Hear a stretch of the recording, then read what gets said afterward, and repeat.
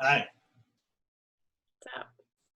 So, That's a one-on-one meeting? yeah, I just wanted to get you on here. Wow. Cool. Let's see. What passcode? Did you use a passcode or no? I clicked it. I clicked the link. Just click the link and it brought you right here. Okay. Is it dark? Yeah, but the light should be in like front of you. Yeah. Like on that side of your computer screen. It's like, can you flip? It's, you have to have it like coming like from the back of your like camera. Let me see.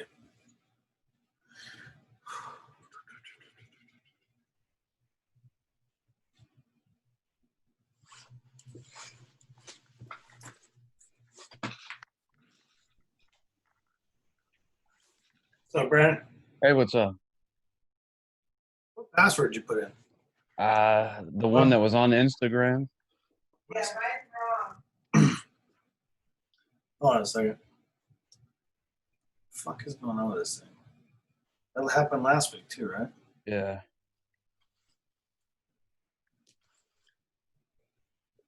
Why don't you just take the password off? I just sent it to you, Amber.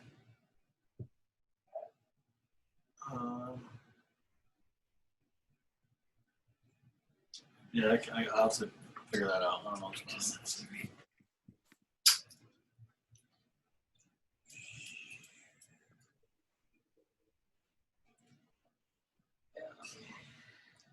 I will have to turn it off next time.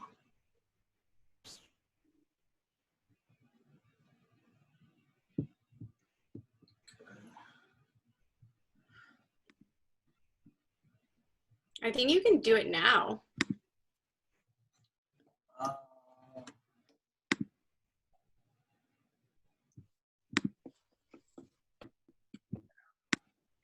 Is it ASPV8A? Just hit the link. Yeah, well, it doesn't work for my phone. Was it?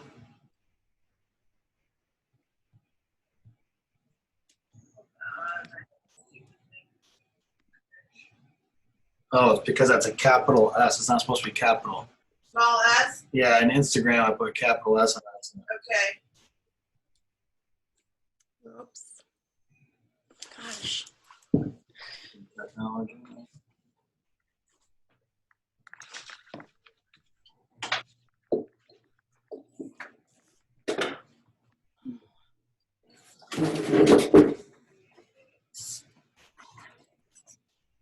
That's a little better.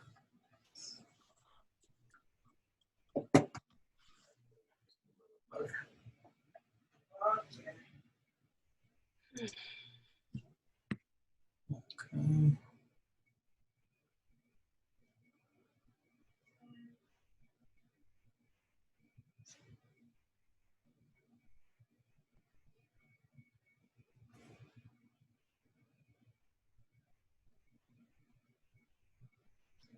You're on camera. Okay.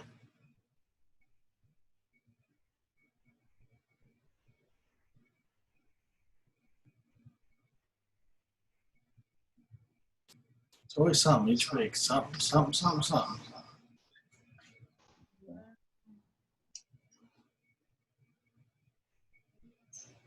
Okay.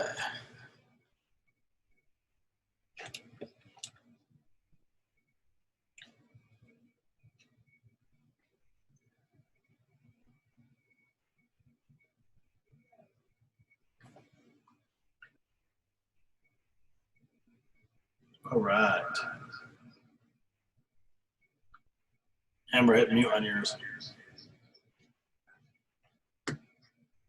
My only option is to unmute.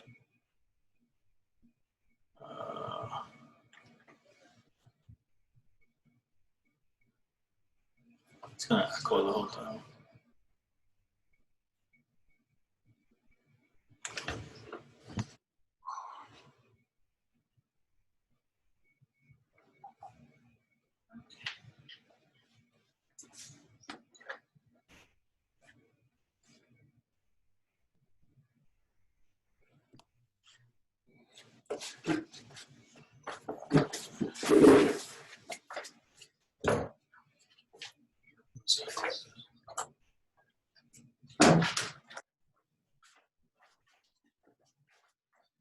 All right.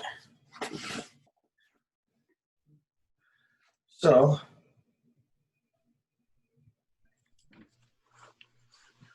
I think Carrie's joining us too, but sure, everybody's doing exactly what you guys were doing. I put the wrong password, my fault. Isn't it the same every week?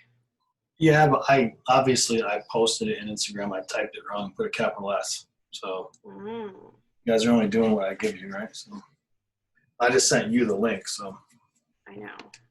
I should just send everybody the freaking link every week. It's easier for sure. Okay, so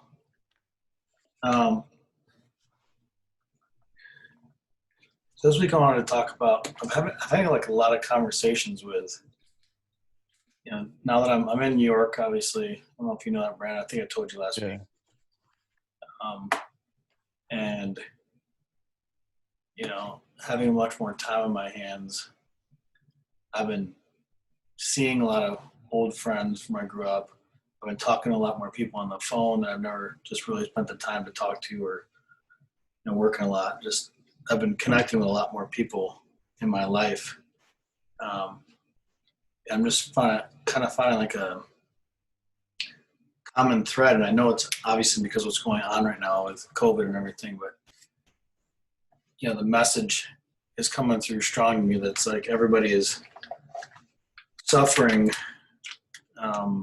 Just not from the COVID, just financially with the jobs, but it's starting to really weigh on the minds of people and the mental very heavily. Especially now that we're considering going back into like another round of probably shutdowns and people getting scared of that too. And but a lot of my close friends have been talking to, and it keeps coming back to being in this feeling of depression. They can't get out of their own minds about it and how they're feeling, and almost isolated and feeling that this is this thing is happening to them, as opposed to it's happening to the world, right? And it got me thinking. I've been having a lot of these conversations, and it's making me a little nervous, because some of the people I'm talking to, as far as I knew at the time, are doing very well. And every time I connected with them, it seemed everything was good. And then I kind of reflected back on how I am when I'm like going hard, but I'm still not feeling good in my head. I just divert and I play along. I tell people I'm better than I am, and I talk about somebody calls me and says, "Hey, how you doing?" I just, in the moment, I'm doing great. Everything's great, and it's easy just to mask it over. But now it's very apparent to me. I mean, I was talking to a friend of mine. He may join here or not, but I was talking to a friend of mine 2 days ago, and he's having a really hard time. Like, he just finally admitted it. He's having a really, really hard time, and he feels like he's majorly depressed and that he's isolated and alone. And I said, let's jump on a call and let's talk. I'm here for you. Let's talk. And he's like, no, I can't. I can't talk to anybody. It just feels too overwhelming, embarrassing. I don't want to. And, in that moment, I thought to myself, holy shit, like in a time more than any, you'd want somebody there to talk to, or you should need somebody. You should lean on the support of the people that are around you. He's feeling like he can't or doesn't want to talk to anybody because he feels shame in it. And that I don't know, it really touched me in a way, because it was like, it made me sad, in a way that I couldn't get to him. I couldn't even get him on the phone, but at the same time, obviously I'm not going to push him. But I've been getting this common theme with a lot of people, and I wanted to talk a little bit about whatever it is. I mean, depression or anxiety or this feeling of isolation or loneliness in a thought. I think that we're going through something on our own, or it's just happening to us. And when I talked to him finally, I did get him on. We did talk like a week later. One of the things I was telling him is, because I've witnessed him only from afar for many years with friendship. So from what I witnessed, I was telling him, I don't see any of that. I don't see any weakness in you or depression. And not to underplay it, but I see resilience. I see what you came from to get what you have today, what you've been doing to get the little you have today, and what you've done in comparison to so many we know, and that you're allowed to be messed up inside now. And that's not a defect of any of us. That's just part of being a human being. If you're not, I'd be more worried if people didn't experience those things. I'd be more worried about people if they didn't feel moments of depression or anxiety or isolation, because then I think you're missing a massive part of being a human being, like the feelings that we all should be experiencing. So, I'm not a therapist at all, or I'm not trying to tell him how his feelings are, or that depression's not a thing or anything like that. But I do feel like we too many of us assume that everybody else has it together, and that makes the feeling we're having more isolated, and it seems more extreme on us, because we assume that everybody else does have it together or is doing well, or because I was really good at it. I was good at just going along, and if somebody called me, hey, how you doing? I'm like, awesome, doing great, even when I wasn't. So how would anybody else know, right? And so I feel like we need to share a little more with the people close to us, so they actually know what's going on, instead of assuming. I think it helps not only you, but it helps them too. Helps them not assume that everybody around them is doing well, so they're not stuck in their own feelings. And then for you, obviously, I think it's healthy to say out loud what's actually happening. What's actually going on. You can be successful and depressed. You can be unsuccessful and extremely happy. I mean, these things don't correlate. They're not hand in hand. So, somebody's visual success can make you think they're doing fine. You're not paying attention to them, and you're focused over here. Sometimes those are the people that are struggling the most that you need to reach out to. Sometimes those are the people that hide it the most because they have the most to lose in their head. So in this time, it's like my time off. It's the first time I haven't, had to go to work every day, and I've had too much time on my hands. I think it is a bit of a blessing, because I've been reconnected with a lot of people that I felt that have been there the whole time. But man, when I look at it now, it's like, damn, I haven't talked to you in 5 years. I haven't talked to you in 3 years. I haven't talked to you in not seen or talked to you or heard from you in 9 years. It's like, that's a long time to be away from somebody, you call a friend or close to you. Even the people we see all the time, we don't know everything about. So can you imagine those people that mean a bunch to you that you haven't talked to in a year, 2 years, or disconnected for 6 months? So, I think right now, obviously more than anything, it's super important, because I think if we lean into the facts of what it really is, what depression comes from and how it exists, and why so many people, every year there's like these stats coming out about the more people suffering from anxiety and depression, like every single year, not just from COVID. And before that, the numbers are like going through the ceiling. You know, some doctors or some researchers says it has to do with the more access we have for people and seeing what their life looks like on media and stuff, like it looks fancy. Some people are relating to that, and you know, all this, whatever you post, the good makes us feel bad about ourselves that we're not quite doing that. I don't know what it is. I mean, that seems like it could be the case, but either way, I think we have to refocus on the fact that one, it is human emotion, that it will happen, and I don't think anybody's free of it.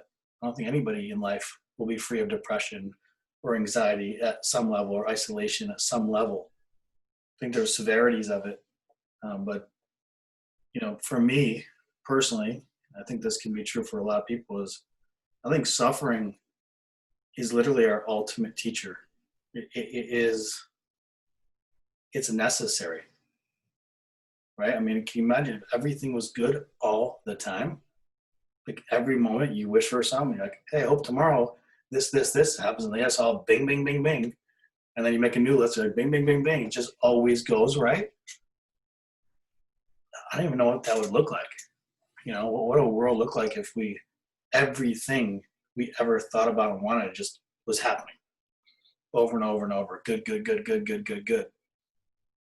I think we'd be blind to what's right in front of us. So I think it's a necessary part of everybody's life, and it's part of the evolving, and I think it is the ultimate teacher in our life. And you know, guess what? It's free. It's like free education.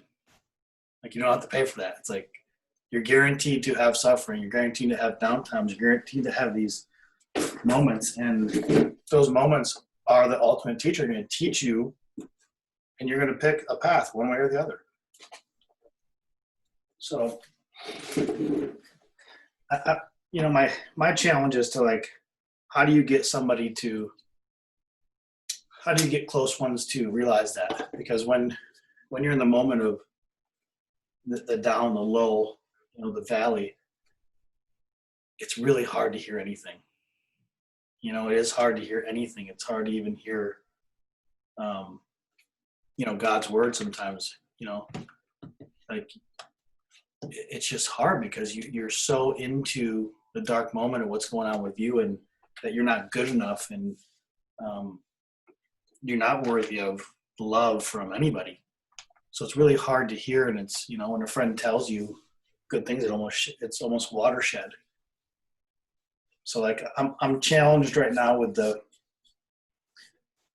you know, the approach to, you know, myself, people around me, anybody. Like how do you come across one with a way that they can hear you, you know, a way that doesn't feel like judgment. Because I think that's the other scary thing that people go through, is when you give advice, sometimes when you're in a bad spot, it comes off as judgment.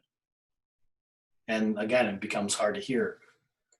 So, you know, my challenge is here right now is what is the response when you know or witness or see a friend or family member or partner, anybody going through a difficult time? You know, what is the correct response? Like, how do you come across that, you know, it is okay.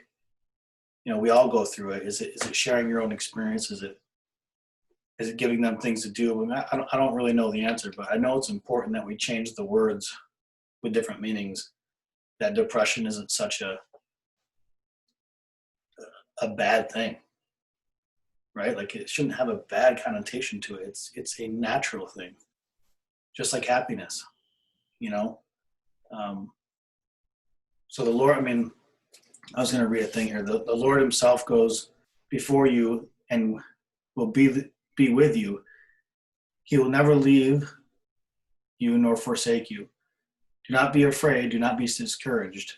So while depression can and make you feel lonely, God is always there. He never goes anywhere, and he's not going to leave you. That's the one guarantee, right? And I think it probably starts with that connection. I mean, if you can believe that that's true, then you can believe that the closest people only intend the best for you, that they're walking with you too. And walking with you is not holding your hand because you're the sad one. It's walking with you is, I also experience the same thing. I'm walking with you. I'm the same as you. We are the same. We just might be going through it at different times. So this one was, I don't know, this one gives me a little bit of, I guess, stress. Even talking about it gives me a little bit of stress in my heart and a little bit shakes, because it's like I've talked to like 3 people this week, and it's tough because, you know, I think they've only been brave enough to say it because it's been so much pressure this year. This year has been a lot for a lot of people.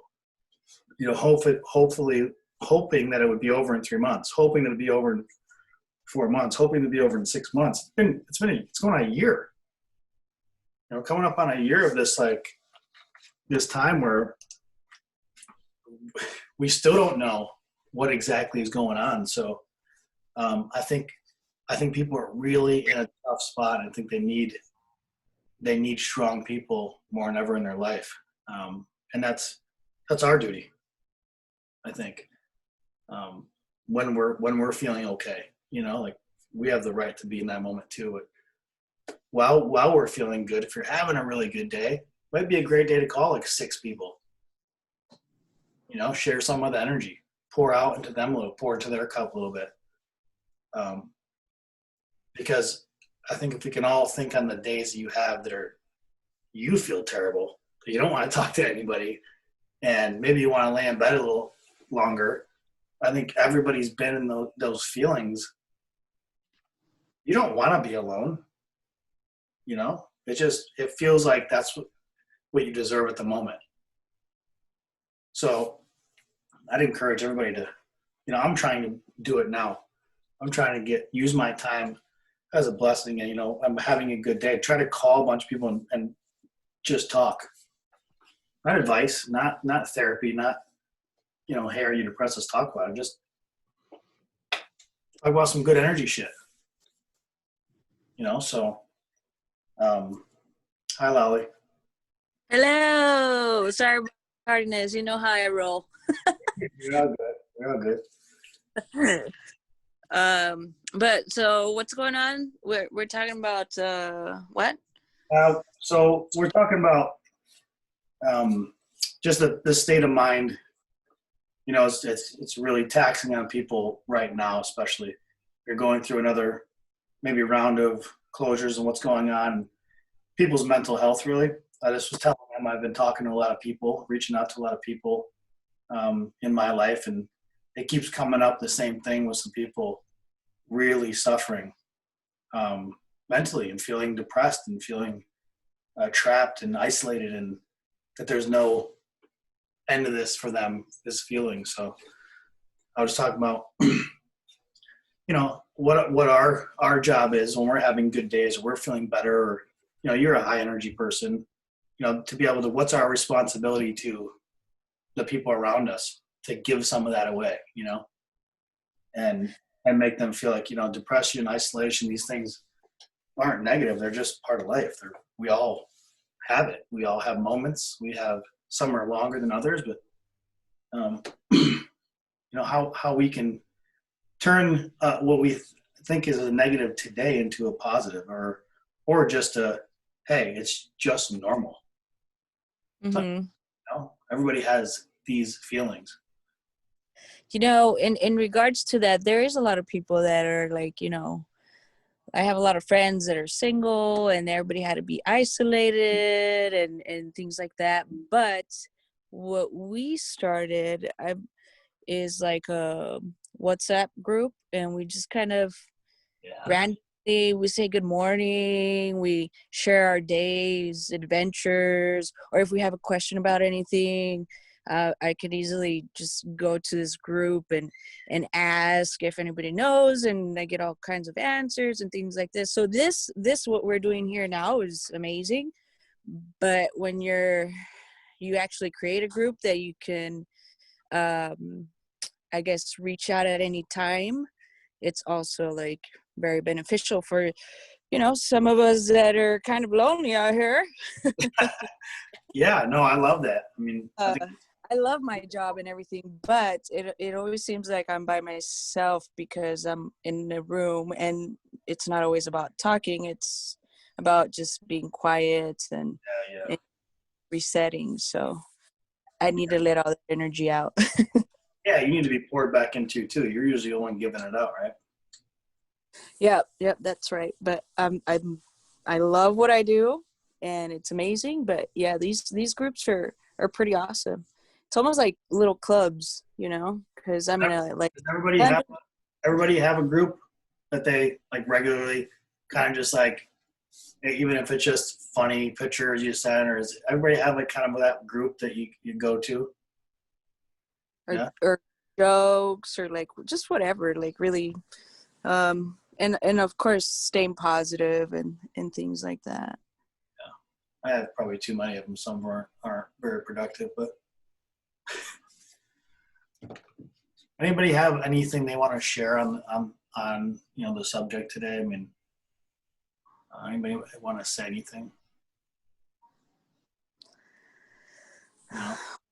I would say that you guys, anybody here can always reach out to me if they need to for anything. Of course, if you're not on my Facebook, then I'll be more than happy to add anybody. And I am always here to help.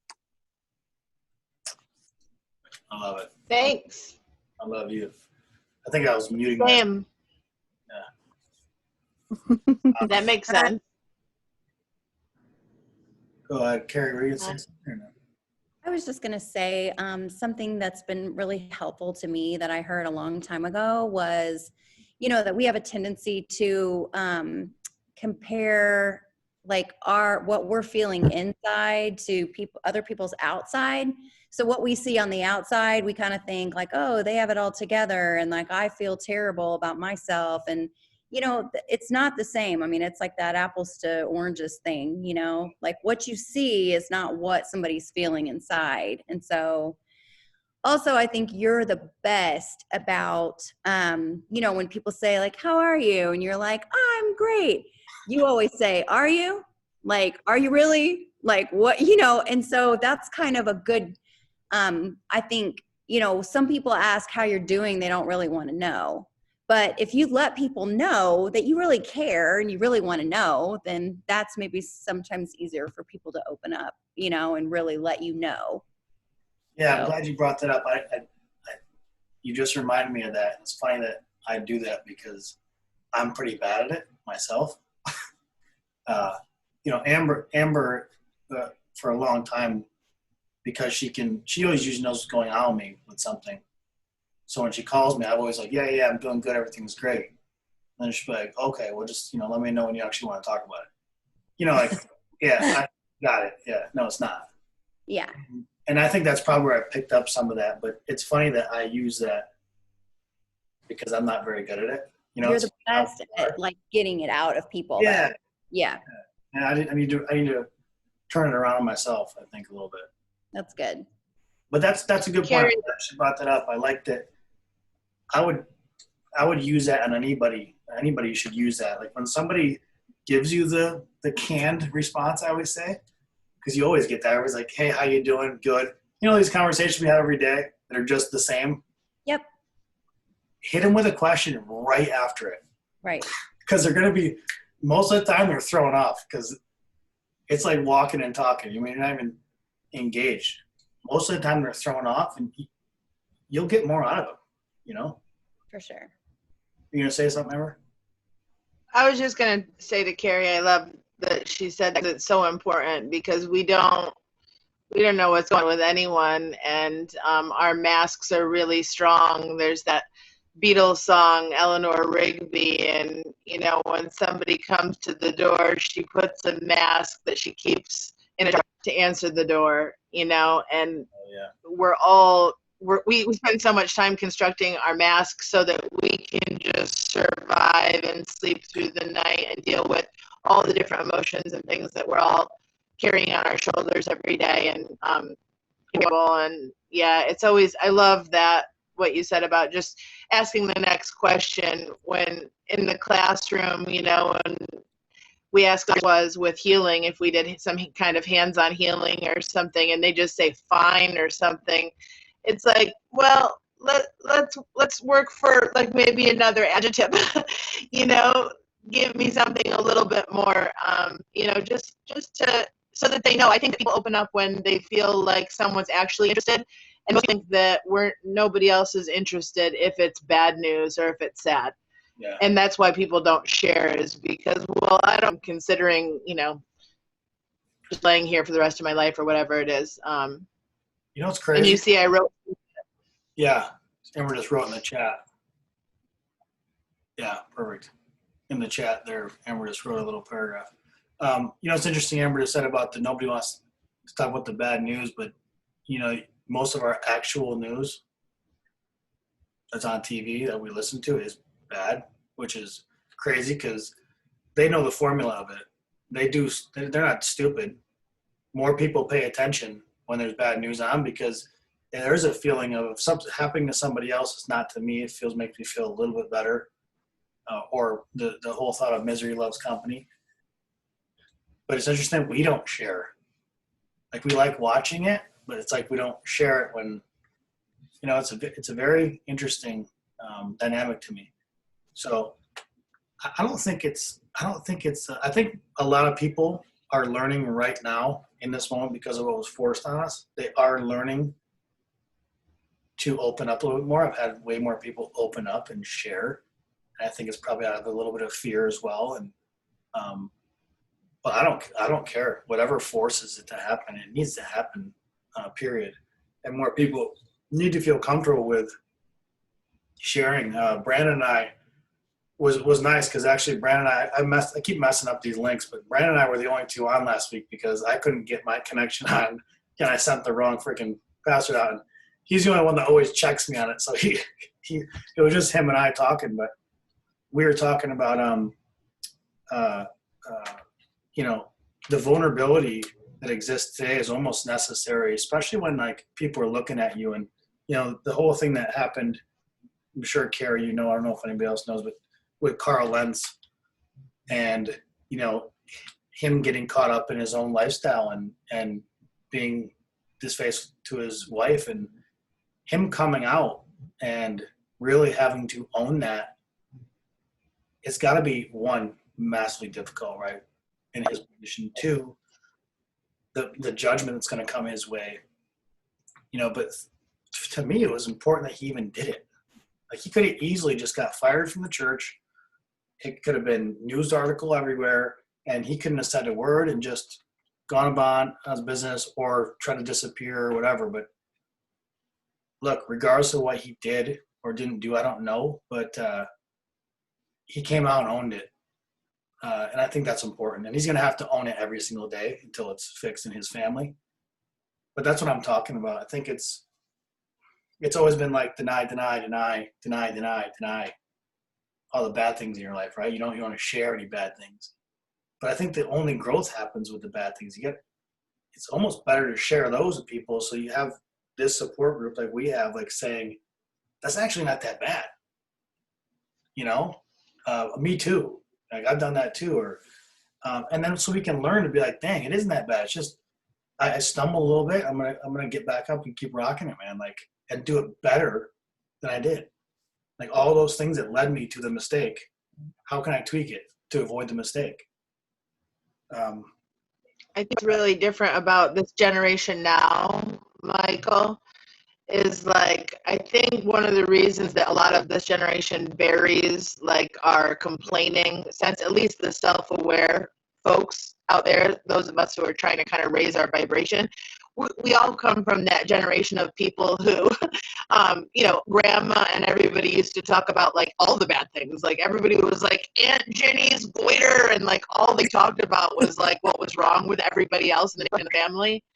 And so that was kind of disparaging, and we all learned like, let's just go out and be thrill seekers and adventurers and, focus on the good and this and that and the other. And I think that we have to find that middle ground to where, we can talk, acknowledge what we're feeling, and then move into a solution-based and or positive affirming, type of narrative going forward. But that's a choice that we have to practice, and then collect others like us and teach others that way. I listened to I love that. I listened to a sermon. It was a long time ago. It was probably 2 years ago, maybe, or more. But it was about, I believe it was probably about forgiveness or something like that. But he talked about, obviously being super kind to yourself, but understanding that the war is only you against you. And that all that feeling you're having, like the world's coming down on you, or my job's not going well, or my boss isn't getting me, or that all the decisions we make are ours. What leads us to every place we find ourselves in is our decisions to get there. And there lies the responsibility and the guilt within yourself while you're in that position. And I think that's hard for us to if you're not hyper self-aware of your life, it's hard to even recognize at the moment. You do want to point some fingers sometimes. You do want to point to the why it's happening to me. And he was speaking a lot about, like, it's happening to you because it's happening to you. The war is against yourself, you versus you. And being free of that is the forgiveness to yourself. And forgiveness is not to be vulnerable, not vulnerable to be abused, or forgiveness to forget.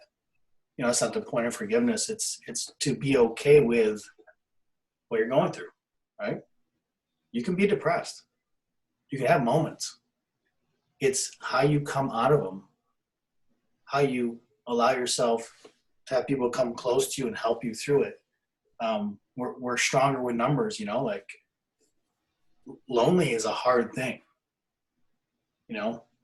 Entrepreneurship for me has been a lonely task, and it made me feel like, I have to do it. I have to do it. I can't get somebody else. They won't understand. They're not going to understand. That's just BS I made up in my head. It was because I was scared to share my shortcomings with anybody else. That's also for anyone who's experienced trauma. Yeah, 100%.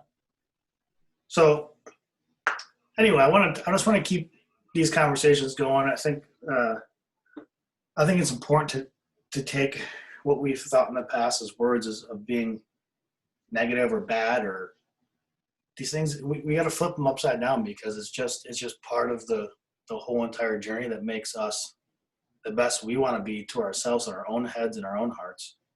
And everybody's good. God is good, and everybody's good. He ain't sitting up there going, "Oh, this guy's depressed. Jesus, how long are you gonna be depressed?" He's up there like, Jesus, and Jesus is like, "Huh?" But I do believe in that. If we're gonna believe in, what He walks with you, and He's been through it all before you, a millionfold. We got to help ourselves, and then we got to reach out as people in a better place. If you're in a better place, reach back, pull one up. Right? That's what it's about. That's what leaders do. You gotta turn around sometimes and pull somebody up with you, so they can pull somebody up. I mean, you can't just keep leading by yourself, because you'll end up going so far. You'll be by yourself when you get there. I ain't gonna be fun. So I want to keep on. And if we are yeah. I just want to keep having these talks and getting these, spreading these as much as we can about, like, hey, it doesn't have to be a feeling, right? It's like happiness, sadness is the same thing. It's necessary, if you will. What we're going to have in our lives, we're going to have our green lights, we're going to have our yellow lights, and our red lights. I love that. That's exactly it. That's the simplest form of it right there, Brennan. You can get called the government and tell them to get rid of the red light. They ain't going to do it. Everybody's got to stop. Everybody's got to stop. Everybody's got to slow down. Everybody's got to gas it. It's the law. It's the law. I guess it's whether you decide to stop or yield or go when it's telling you to do so. Yes. Yeah. Some people don't stop when they need to stop, and then that's when shit hits the fan. Quite literally, yes. That's when accidents, when shit happens, as they will. And Mhm. maybe God wants us all to be a little bit uncomfortable. Maybe humanity has gotten a little too far out of control, and maybe all of the things that we're looking at as being bad or scary are just us being uncomfortable because we've evolved into these creatures of, you know, consumerism and capitalism and tangible things, and so far from faith that we forgot what's really important. And maybe he wants us to get back to the garden and talking more, whether if we have to find a way through a computer screen, or whether we can't be at church, or wherever and however we can connect. He wants us to find that connection back to him and to each other, and being lonely is a motivator to that. So We're gonna we can look in any way, we're and gonna be it's disconnected a here very. choice, Yeah. and we have to light more people to that idea, light that fire bigger, Yeah, I love it. that this is being a blessing. All right, gang, we're gonna be disconnected here very shortly. So I want to enter it there so we can come up again. I love you all. I appreciate you. I'm again